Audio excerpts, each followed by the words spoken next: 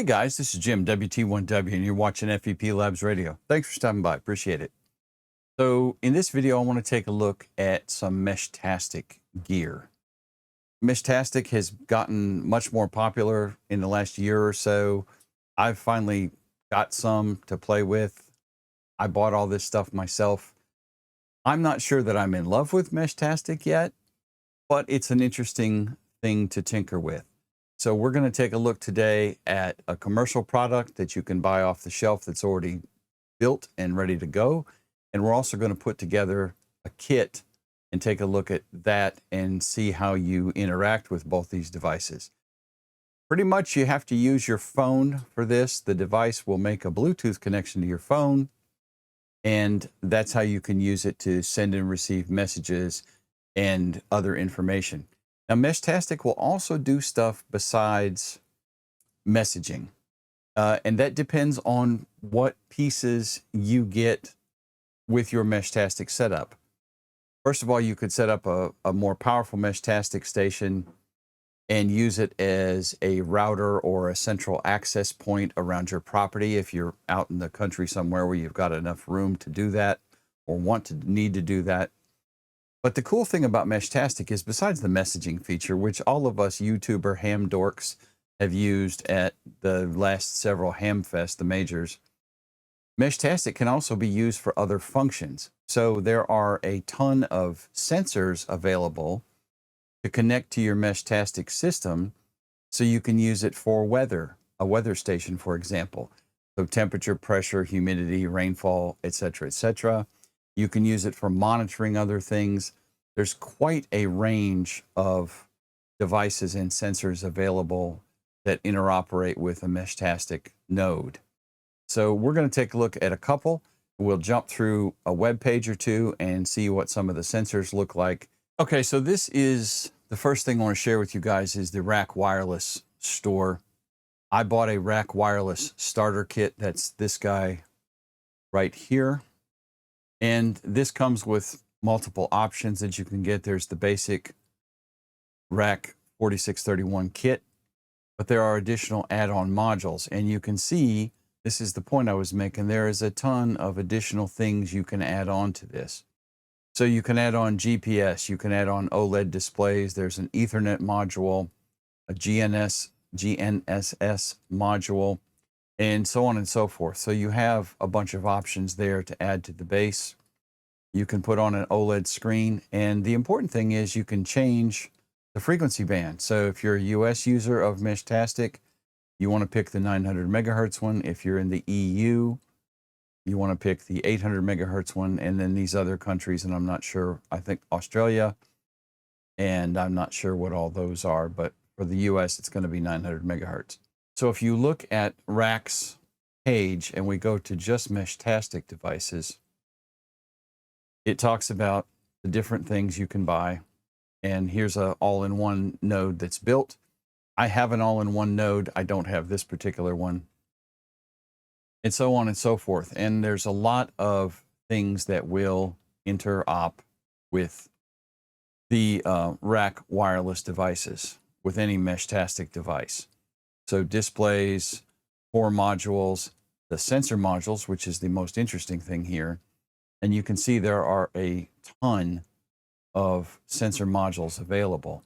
Multiple sensor modules: CO2, particle matter, earthquake sensor, a Coulomb sensor. I don't know what that is.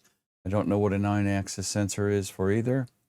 Radar module, so on and so forth. And you can see there are quite a list of modules available that will work with this kit. So it just depends on what you want to do. Soil moisture. You can monitor your garden or your houseplants and have the plant tell you when it needs watering. And this is not a new thing. These things have been out for a while, but this is a kit where you can build and part this out however you want. Barometric pressure, light sensor, other environmental sensors, IR temperature, rain sensor, temperature, humidity, so on and so forth. So that is a very brief look at some of the modules that you can get with the WISP-Block setup. The other thing that I want to show you, and this is the web page, musi.works is the web page, and I will put links for all this stuff in the description below. These are some pre-configured, pre-made devices that Mworks sells, and these come in cases with everything already set up. There's no parts to have to chase down. I have this particular guy, the H1, and it's running Meshtastic firmware. Of course, you can change colors, you can change your regions and frequencies, and it's good to go. The only thing you have to do with this when you get it is Bluetooth connect it to your phone. All right, so I've changed over, and here are the couple things I want to share with you. Pile of kit that I have played with a fair amount. And then this is the HTech H1. HTech is the firmware version, I believe. And this is by Mworks, which is the website I just shared with you. This is pre-configured. There is nothing you have to do with this except charge it up, learn a couple of button presses to turn it on and off, and scroll through messages potentially on the screen.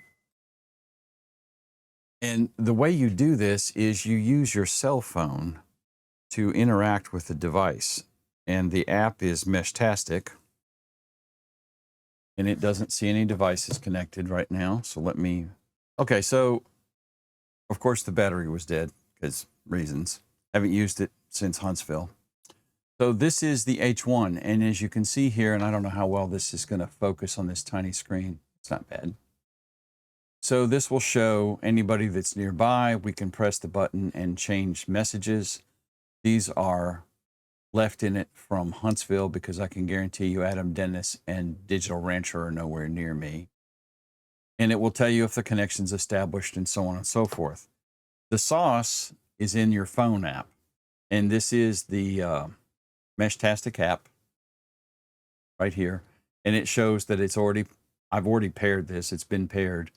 And then we are subscribed to this mesh. You can see I have messages here. There are multiple channels you can use. This is the YouTubers chat from Huntsville. And this was all them boys talking to each other during Huntsville. And of course you can also, it has a default channel as well. And there was a lot of people chatting on that. And then you can also send, direct messages as well. So this shows nodes that the device sees. Now, these are historical. These people are not connected to me right now. I live out in the county.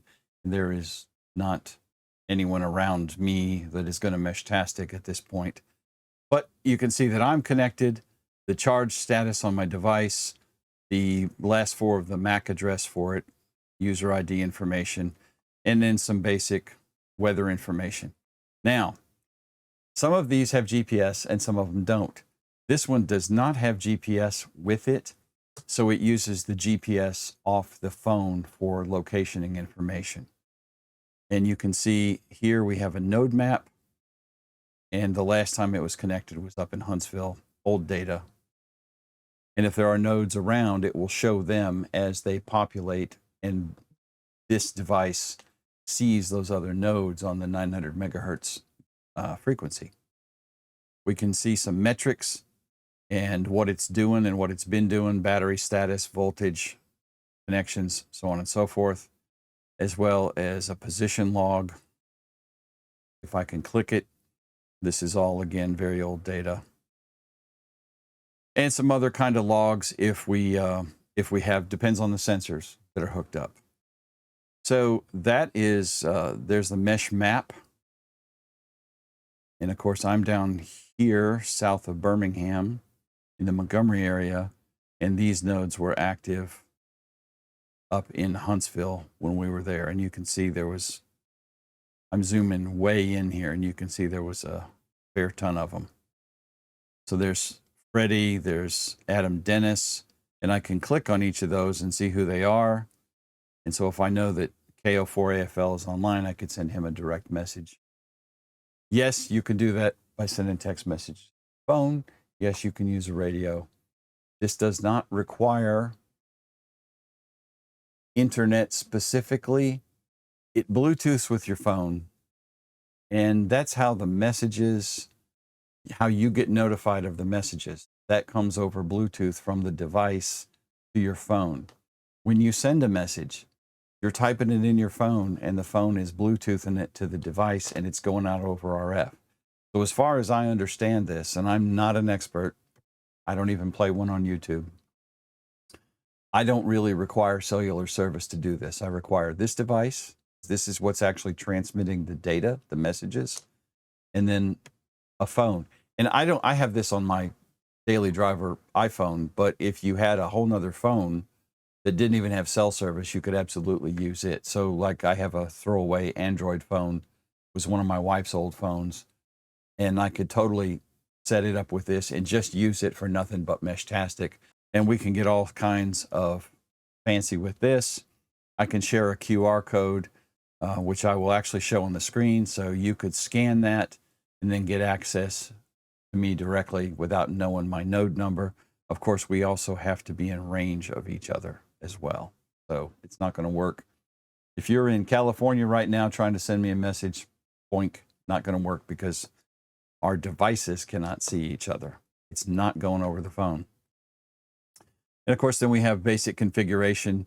You can set a name for all your nodes. So you could have, I could call this green node or H1 or whatever, and so on and so forth. Display, how you want the map to show, lighting, detection sensor, access, range test, what kind of ringtone you want for the messages. If you have other sensors on there, you can talk to them and set up whatever kind of data you want to receive.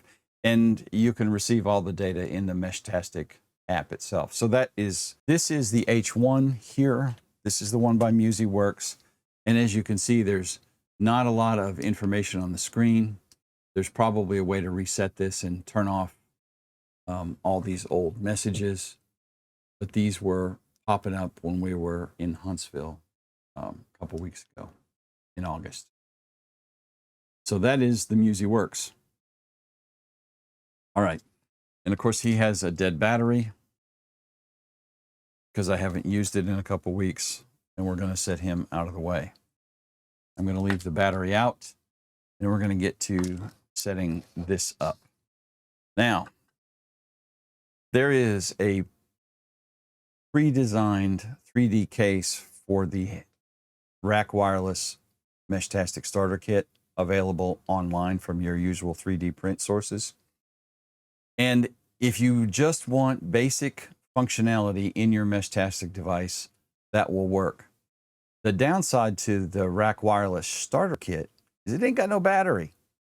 And so you'd have to carry something like an external battery pack or keep it plugged in. Now, if you're using that as a home node, right, just buy a power brick, plug it in and go. You're fine. But if you wanted to be mobile with it, or something like that, you need to add a power source to it, obviously, anyway. So your options are carrying a brick or putting in an external battery. Now, the issue with the pre-printed case is that ain't room for all this and the battery in the original pre-printed case. This is one I found, and I've sized this up a little bit so that it would hold everything. This is theoretically, I would print this with TPU. I don't have TPU loaded in a printer, so I haven't fooled with that.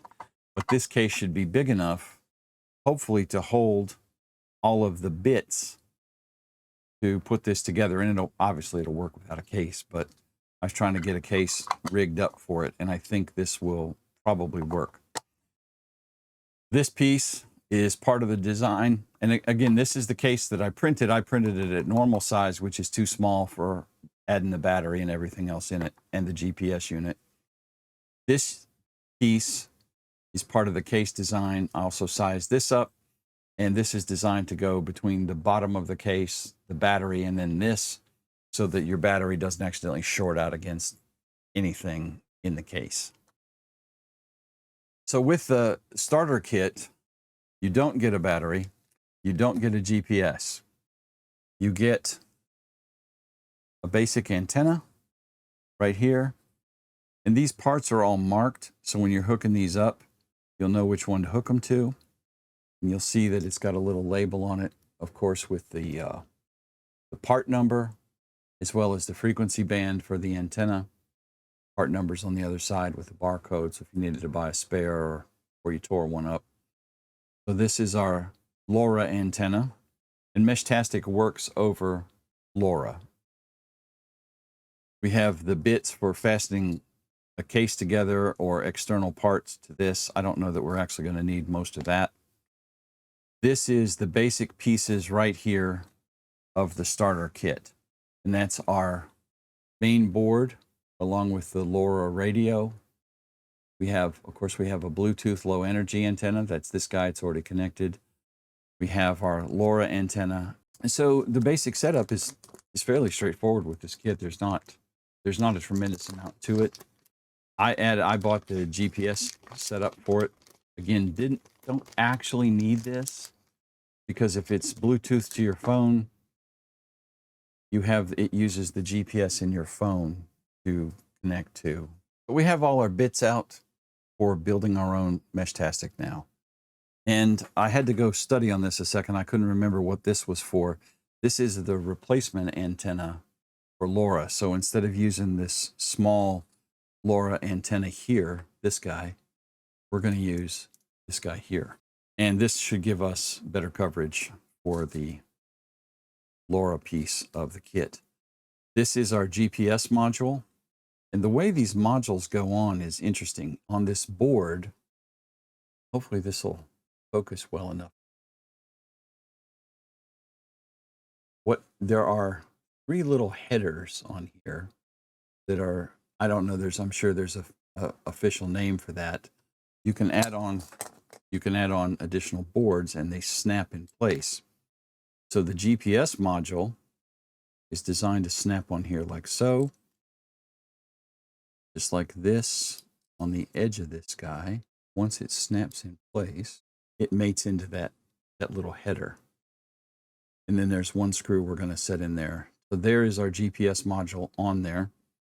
And then this is our GPS antenna.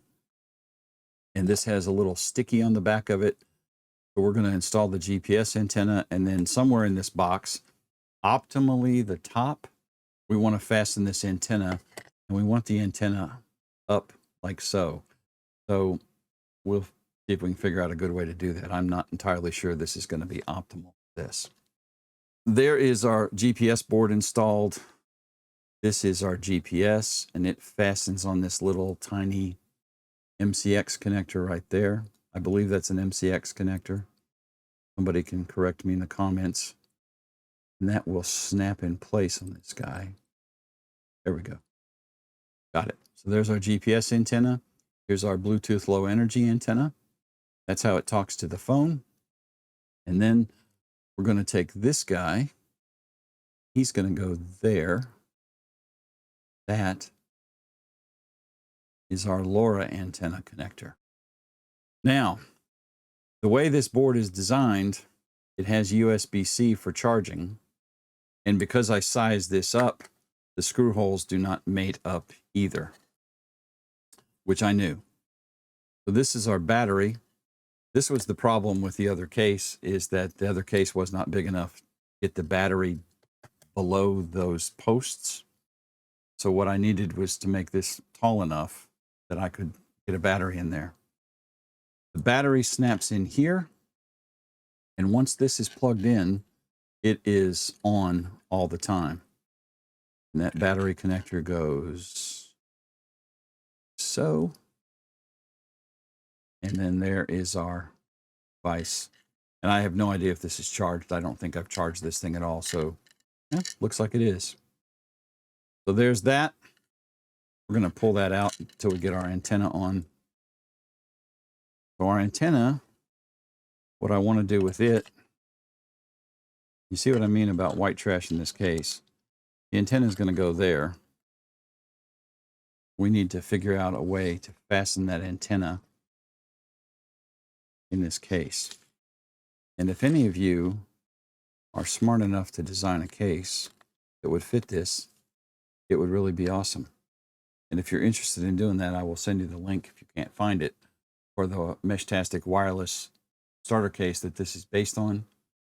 Because with some, I think probably minimal redesign, this could be fixed to work a little better. but as it is, it's not gonna. We're gonna put this on. We can tighten this up against the top. Stick that through like so. And as you can see, this hole, since I sized this thing up, this hole is a little big for the antenna. Put on a lock washer. Fasten on our LoRa antenna. My goal here is just to hold that antenna connection tight. And it is.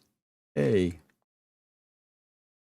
We have a little bit of adjustment down here, so I'm going to back that down first. We can make sure that the antenna seats all the way in. And that still worked out pretty good. So there is the basic setup of the device. We have our GPS antenna, we have our Bluetooth antenna, and we have our LoRa antenna.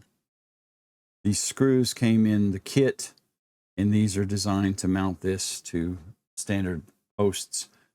Because I don't have the right case, it's not going to actually fit, so we're just going to fake it a little bit.